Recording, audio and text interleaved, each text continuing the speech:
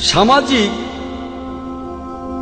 উপকারিতার পাশাপাশি আত্মিক উন্নতির পাশাপাশি অন্যান্য উপকারের পাশাপাশি সালাহ থেকে আমরা পাই বিভিন্ন শারীরিক উপকারিতা। সালাতের সময় যখন রুকুতে যায়, যখন মাথা নোয়ায়, শরীরের উপরের অংশে তখন অতিরিক্ত রক্ত প্রবাহিত হয়। মেরুদণ্ড তখন হয়ে যায় নমনীয়। মেরুদণ্ডের বিভিন্ন নার্ভ শক্তিশালী হয়। মেরুদণ্ড বা পিঠের ব্যথা দূর হয়ে যায়।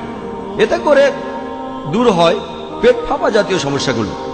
এরপরে যখন উঠে দাঁড়াই, অর্থাৎ রুকুর পরে যখন উঠে দাঁড়াই, শরীরের উপরের অংশে যেটুকু রক্ত প্রবেশ করেছে সেটার প্রবাহ তখন স্বাভাবিক হয়, শরীরও তখন রিল্যাক্সড হয়।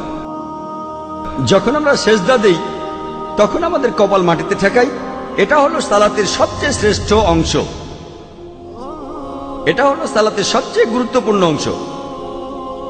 প্রত্যেক দিন মানুষের শরীর তার চারপাশের বিভিন্ন ইলেকট্রোস্ট্যাটিক চার্জের সংস্পর্শে আসে। এই চার্জ তারপরে গিয়ে পৌঁছায় মানুষের নার্ভাস সিস্টেমে, আর সেখানেই জমা হয়ে থাকে। এই অতিরিক্ত ইলেকট্রোস্ট্যাটিক চার্জ শরীর থেকে বের করে দেয়া প্রয়োজন। তা না হলে আপনার মাথা ব্যথা করবে, পিঠে ব্যথা করবে, মাংসপেশিতে টান পড়বে। এসব সমস্যাতে রেহাই পেতে আমরা ট্রাঙ্কুলাইজার আর বিভিন্ন প্রকারের ওষুধ নিই। এই অতিরিক্ত ইলেকট্রোস্ট্যাটিক চার্জ আমাদের শরীর থেকে বের করে দিতে হবে।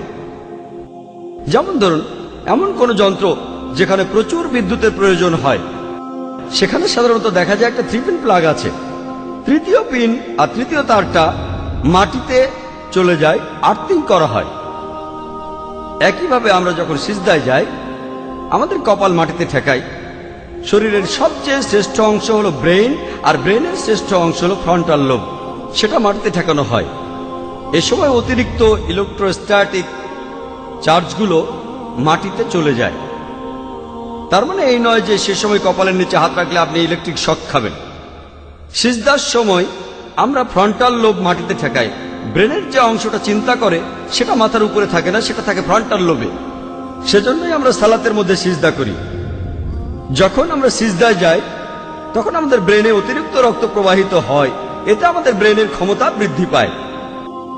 যখন সিজদা করি তখন আমাদের মুখের চামড়ায় ও ঘাড়ে অতিরিক্ত রক্ত প্রবাহিত হয়, এতে আমাদের মুখমণ্ডলে রক্ত প্রবাহের মাত্রা বেড়ে যায়। এটা শীতকালে আমাদের জন্য খুবই উপকারী। বিভিন্ন অসুখ থেকে বাঁচতে পারি, যেমন ফাইব্রোসাইটিস ও চিলব্লেন। যখন সিজদা করি